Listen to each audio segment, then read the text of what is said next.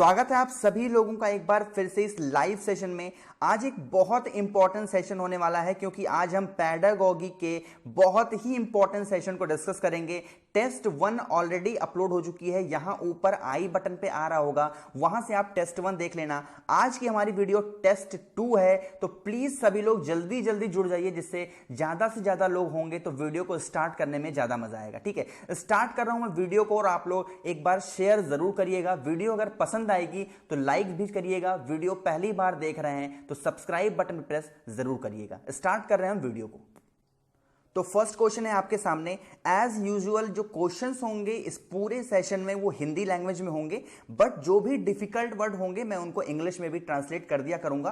तो जो भी इंग्लिश और हिंदी मीडियम के स्टूडेंट हैं उनको किसी भी तरह की लैंग्वेज से रिलेटेड कोई दिक्कत नहीं होगी। ठीक है, पढ़ता हूं क्वेश्चन कि निम्नलिखित में से कौन सा बहुबुद्धि सिद्धांत की आलोचना है। ठीक है, आलोचना को आप इंग्लिश में कह सकते हो क्रिटिज्म, और बहुबुद्धि सिद्धांत को आप कह सकते हो मल्टीपल इंटेलिजेंस। ठीक है, अब मैं ऑप्शन पढ़ता हूं और आप लोग भी प्लीज अपने अपने आंसर कमेंट सेक्शन में लिखते रहिए, मैं सभी के रिप्लाई वहां पर कर रहा हूं। ऑप्शन है बहुबुद्धि केवल प्रतिभा, यानी कि जो मल्टीपल इंटेलिजेंस है वो एक टैलेंट है जो संपूर्ण रूप से बुद्धिमत्ता में मौजूद है। बी ऑप्शन है बहुबुद्धि केवल छात्रों को अपनी प्रवृत्ति का पता लगाने के लिए करता है, यानी कि प्रोपेंसिटीज की बात यहां पर करता है, रुझान के बारे में बात करता है। सी ऑप्शन है यह व्यवहारिक बुद्धिमत्ता पर ज्यादा ध्यान देता है, यानी कि प्रैक्टिकल इंटेलिजेंस पर ज्यादा ध्यान देता है।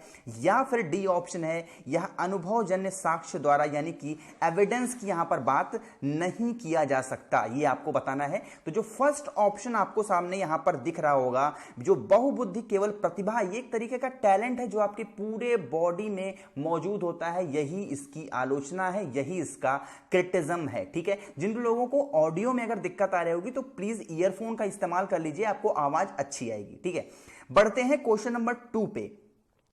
तो सेकंड क्वेश्चन है आपके सामने कि निम्नलिखित में से कौन सी जोड़ी कम सही है। यहां पर ध्यान दीजिएगा, यहां पर कम लिखा हुआ है तो बहुत ही ध्यान से अब आपको आंसर करना है।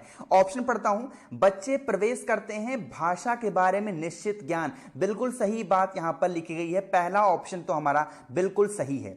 सेकंड ऑप्शन की हम बात करें, भाषा और व्यगोत्सी विचार शुरू में दो अलग अलग गतिविधियां हैं, बिल्कुल सही बात यहां पर कही थी विगोत्सी ने कि भाषा और जो विचार हैं वो अलग अलग डिफरेंट दो चीजें हैं, तो ये भी सही है। सी ऑप्शन है भाषा है विचार पर आकस्मिक, तो ये भी बिल्कुल सही यहां पर बात की गई है। आकस्मिक को आप इंग्लिश में कह सकते हो कॉन्टीजेंट। ठीक है, तो ये भी सही है। लेकिन जो डी ऑप्शन आपके सामने लिखा हुआ है भाषा पर्यावरण में एक उत्तेजना, जो कि स्किनर ने कहा था, बिल्कुल गलत चीज यहां पर लिखी गई है, ये कम सही वाले में आ गया हमारा। ठीक है, आपको पता होगा स्किनर क्या कहते हैं, रीफोर्समेंट के थ्रू जो बच्चा होता है वो सीख सकता है। ठीक है, ये कहा था स्किनर ने, तो डी ऑप्शन हमारा गलत हो जाएगा। तो सेकंड का जो डी होगा वही हमारा करेक्ट ऑप्शन होगा। ठीक है, क्योंकि यहां पर कम पूछा था तो डी वाला हमारा सही हो जाएगा। ठीक है, बढ़ते हैं क्वेश्चन नंबर 3 पे। और जो भी नए लोग देख रहे हैं वीडियो को प्लीज लाइव स्ट्रीम को एक बार लाइक जरूर कर दीजिएगा। थर्ड क्वेश्चन है कि प्रतिभाशाली छात्र की यहां पर बात की जा रही है। प्रतिभाशाली छात्र आप कह सकते हो कि गॉड गिफ्टेड स्टूडेंट की यहां पर बात की जा रही है कि बारे में कौन सी चीजें सही है। एकाग्र विचारक, ठीक है, ऐसा कोई जरूरी नहीं कि जो गॉड गिफ्टेड स्टूडेंट है वो एकाग्र विचारक हो, किसी एक ही चीज पे फोकस करता हो, तो पहला तो हमारा गलत हो गया। बी ऑप्शन है विचारशील विचारक, ठीक है, इसको एक बार बाद में देखते हैं। सी ऑप्शन है बहिर्मुखी, इसको आप इंग्लिश में कह सकते हो एक्सट्रोवर्ट, तो ये भी हमारा गलत हुआ। लेकिन जो डी ऑप्शन है बहुत मुश्किल काम कर लेना, ऐसा कोई जरूरी नहीं कि अगर कोई भी गॉड गिफ्टेड स्टूडेंट है, बहुत ही टैलेंटेड बच्चा है, तो वो बहुत से मुश्किल काम भी कर सकता है, ये भी गलत हुआ। लेकिन जो बी ऑप्शन आपके सामने यहां पर लिखा हुआ है इसको हम इंग्लिश में कहते हैं डाइवर्जेंट। बच्चा जो प्रतिभाशाली होता है, जो गॉड गिफ्टेड होता है, वो एक ही चीज को कई डायरेक्शन में और कई तरीके से सोच सकता है, यही हमारा करेक्ट ऑप्शन हो जाएगा विचारशील विचारक। ठीक है, आई होप कि आपको वीडियो सब कुछ समझ में आ रहा होगा, तो प्लीज लाइक बटन पे प्रेस जरूर करते जाइएगा सभी लोग। फोर्थ क्वेश्चन आ गया आपके सामने कि निष्कर्ष यानी कि कंक्लूजन एक दिया गया है कि बच्चे हिंसक व्यवहार करते हैं को सीख सकते हैं निम्नलिखित मनोवैज्ञानिक में से किसके द्वारा किए गए कार्य पर प्राप्त किया जा सकता है। मतलब इसके कहने का मतलब यह है कि बच्चा जो होता है कोई फोटो देख ले, कोई वीडियो देख ले, कोई ऑडियो सुन ले, तो उससे वो एक हिंसक व्यवहार कर सकता है, यानी कि जैसा वो देख रहा है वैसा वो सीख सकता है। ऐसा कॉन्सेप्ट किसने दिया था ये आपको बताना है, ठीक है। ऑप्शन पढ़ता हूं, थॉर्नडाइक बिल्कुल नहीं, थॉर्नडाइक ने बिल्कुल ऐसा नहीं कहा था। बी ऑप्शन है जेबी वॉटसन, बिल्कुल इन्होंने भी ऐसा नहीं कहा था। लेकिन जो अल्बर्ट बंदूरा साहब हैं, यानी कि जो सी ऑप्शन यहां पर आपके सामने दिया गया है, इन्होंने ऑब्जर्वेशनल लर्निंग की यहां पर बात करते हैं बंदूरा साहब। इन्होंने कहा था सामाजिक अधिगम का सिद्धांत इन्होंने दिया था, और ये कहते हैं कि बच्चा जो है जो भी चीज देख लेता है उसको अपने अंदर वो ऑब्जर्व कर लेता है। ऑब्जर्वेशन लर्निंग का जो कॉन्सेप्ट था वो दिया था बंदूरा साहब ने, ठीक है। जैसे कि आपको बताऊं, मैं एक एग्जांपल देता हूं कि जैसे पुरानी मूवीज अगर आप देखोगे तो वहां पर जैसे घातक जैसी मूवीज हुई, घायल जैसी मूवीज हुई, कुछ ऐसे मिथुन चक्रवर्ती जैसी मूवीज आए, तो उसमें एक्शन बहुत होते हैं, मार धाड़, ठीक है, ये सब सारी चीजें बहुत होते हैं। तो बच्चे देखो किस तरीके से डिशुम डिशुम इस तरीके से कुछ करना स्टार्ट करते हैं। तो यही वो ऑब्जर्वेशन लर्निंग का जो कॉन्सेप्ट था वो वहां से वो सीख सकते हैं किसी भी चीज को देख करके और हिंसक व्यवहार कर सकते हैं, ठीक है। ये कहा था आपके बंदूरा साहब ने। तो सी ऑप्शन जो होगा वो आपका इसका करेक्ट ऑप्शन हो जाएगा। बढ़ते हैं क्वेश्चन नंबर 5 की तरफ कि यदि छात्र किसी पाठ के दौरान बार बार त्रुटि करते हैं, यानी कि बार बार मिस्टेक करते हैं, बार बार गलतियां करते हैं, तो शिक्षक को ऐसा क्या करना चाहिए कि बच्चों के प्रति कि जो भी बच्चा बार बार गलतियां कर रहा है, टीचर को कैसे उनको समझाना चाहिए। अब मैं पढ़ता हूं ऑप्शन को। मैं बहुत जल्दी जल्दी चलने की कोशिश कर रहा हूं ताकि आप लोग का टाइम बच जाए, क्योंकि जो सीडीपी होता है थोड़ा समझाने जैसा चीज होती है, तो आप लोग को थोड़ा अच्छे समझ में आए। ऑप्शन है, परिवर्तन करें कार्य समय सारणी या बैठने की व्यवस्था में, यानी कि चेंजिंग कर दें जो टाइम टेबल है। जो बच्चा मान लो पीछे बैठ रहा है तो उसको आगे बैठा दिया जाए, बीच में बैठ रहा है तो पीछे आगे कहीं पर भी बिठा दिया जाए।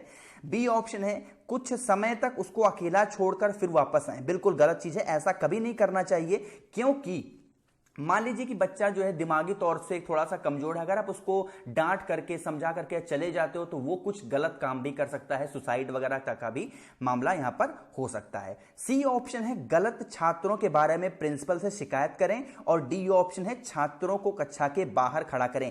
एक चीज यहां पर आपको मैं बताना चाहूंगा, आप लोग आगे चल करके टीचर जरूर बनोगे, तो ये दो जो काम है ना लास्ट के सी और डी ऑप्शन, ये काम आप लोग कभी मत करना है ना, क्योंकि ये सब चीजें मेरे साथ हो चुकी हैं, तो मुझे थोड़ा गलत सा फील होता है कोई टीचर किसी स्टूडेंट के लिए ऐसा कुछ करे, है ना। कभी तो चलो एक बार सी ऑप्शन कर लेना, लेकिन कभी डी ऑप्शन कभी भी किसी स्टूडेंट के साथ मत करना, प्लीज। ये मेरी आपसे हम्बल रिक्वेस्ट है।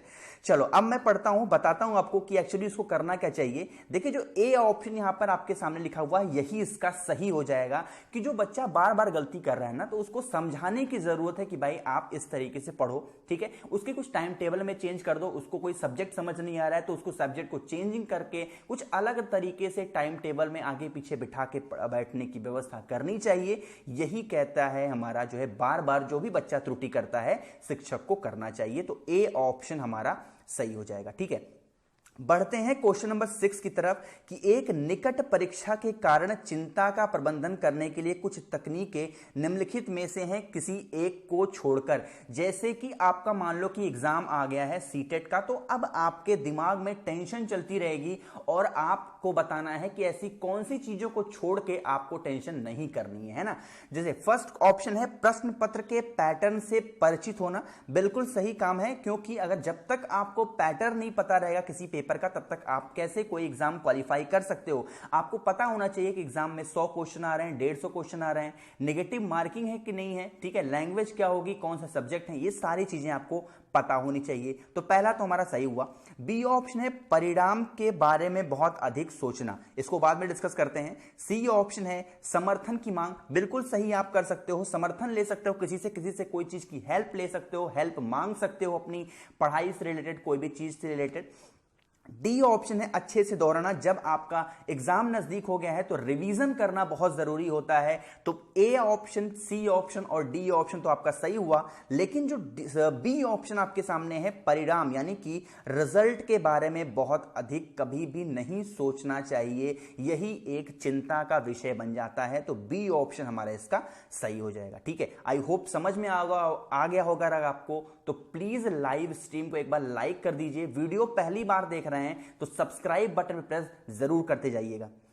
नेक्स्ट है क्वेश्चन नंबर 7 आपके सामने कि ब्लूम का वर्गीकरण का एक श्रेणीबद्ध संगठन है। ठीक है, श्रेणीबद्ध संगठन को अगर मैं आपको इंग्लिश में समझाऊं तो आप कह सकते हो हायरार्किकल ऑर्गेनाइजेशन की यहां पर कौन सी बात करता है ये आपको बताना है। ठीक है, आपको एक चीज बता दूं मैं कि जो यहां पर जो ब्लूम्स की टैक्सोनॉमी है, आपको यहां पर कुछ इस तरीके से टैक्सोनॉमी यहां पर देखने को मिलती है। ठीक है, यहां पर एक चीज 3 चीजें होती हैं। एक होता है यहां पर कॉग्निटिव ऑब्जेक्टिव यानी कि संज्ञानात्मक उद्देश्य, दूसरी चीज होती है यहां पर फिजिकल एस्पेक्ट होती है, और जो तीसरी चीज होती है वो होती है यहां पर इमोशनल एस्पेक्ट। तो ये 3 चीजें कहती हैं ब्लूम के वर्गीकरण, ब्लूम का जो टैक्सोनॉमी है उसके अकॉर्डिंग। तो इसमें से सिर्फ एक ही ऑप्शन यहां पर आपको दिख रहा होगा, संज्ञानात्मक उद्देश्य। तो डी ऑप्शन ही आपका इसमें सही ऑप्शन हो जाएगा। कुछ इस तरीके से आपको डायग्रामेटिकली वे में पढ़ने की जरूरत है, तो इस तरीके से आप कभी भी एग्जाम में भूलोगे नहीं। ठीक है,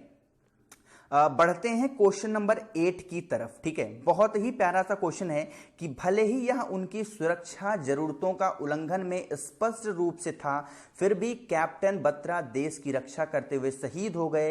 ऐसा क्या हो सकता है कि उन्हें कोई दिक्कत नहीं हुई?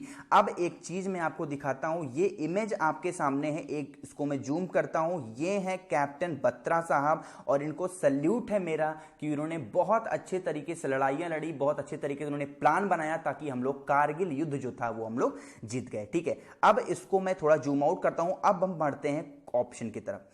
उनको ऐसी कौन सी जरूरत पड़ गई कि वो उन्होंने जो है अपने आप को वो शहीद हो गए और कोई दिक्कत नहीं हुई, देश के लिए गर्व का महसूस हुए?